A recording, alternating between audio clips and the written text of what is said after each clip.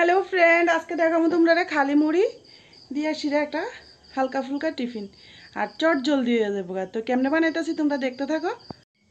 একটা কথা কি ফ্রেন্ড, খালি মুড়ি কারোরই ভাল লাগে না, বাচ্চা কো আর বড় কো সবারই মানে একটু মুড়ি লোক কোনো কিছু হইলে ভাল লাগে। তো আমি কিতা বানাইতেছি তোমরা আজকে দেখাইতেছি। তো গাইস এখানে দেখো আমি পেঁয়াজ কেটে লইছি আর কাঁচামরিচ দিছি কুচি কুচি করে একদম পাতলা পাতলা করে কাটটা, আর একটু লবণ দিছি আর হালকা একটু হলদি দিছি আর একটু গুঁড়া মরিচ দিছি। তো আমি লয়ে লইছি একটা ডিম, শুধু একটা ডিম দিয়ে আজকে টিফিন বানাই তোমরা দেখাম। তো দেখতে থাকো। তো গাইস ডিমটা বাইঙ্গা দিছি আর বাইঙ্গা দিয়ে শিরা পেঁয়াজ টিয়াজ সবটি একদম হাত দিয়ে ভালো করে মিক্সড করে লইতেছি, একদম ভালো করে মিক্সড করে লইবা। লইয়া তারপরে কড়াইয়া দিয়ে দিবা তেল। তো তারপরে দেখতে থাকো। এই যে দেখো আমি কড়াইয়ার তেল দিয়ে দিছি আর অক্ষণ এই তেলটার মধ্যে দিয়ে দেবো কিতা জানি, হ্যাঁ ঠিক ডিম, এই ডিমটি তেলটার মধ্যে দিয়ে দেবো। তো আমি দিয়ে লই, কারণ কি এক হাতে মোবাইল দিয়ে তো এক হাতে দেখানো সম্ভব না। সো গাইস ডিমটা দিয়ে সিধা ডিমটা আস্তে রাখবে না, ডিমটারে একদম ঘুটনি দিয়ে যতটুকু মনে করো যদি মনের ভিতরে কোনো রাগ টাগ থাকে, যত রাগ আছে সব রাগ এই ঘুটনিটা দিয়ে সেটা ডিমটার উপরে দিয়ে দিবে, মানে ডিমটারে তস নস করে নেবে, পুরা ভাঙ্গা সিরা তস নস করে নেবে।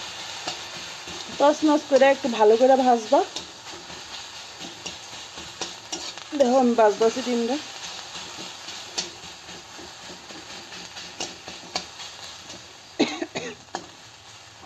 যারা একটু তেল বেশি খাও তারা একটু তেল বেশি দিবা, আর যারা একটু তেল কম খাও তারা একটু তেল কম দিবা।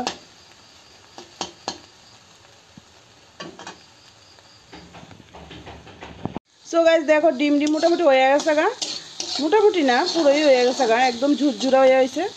তারপর আমি এটার ভিতরে দিতেছি কিটা দেখো, হ্যাঁ এই যে মুড়িটি ঢাইলা দেবো অক্ষণ। দেখো মুড়িটি দিয়ে আসিরাই এবং ভাবে নাড়াইবা।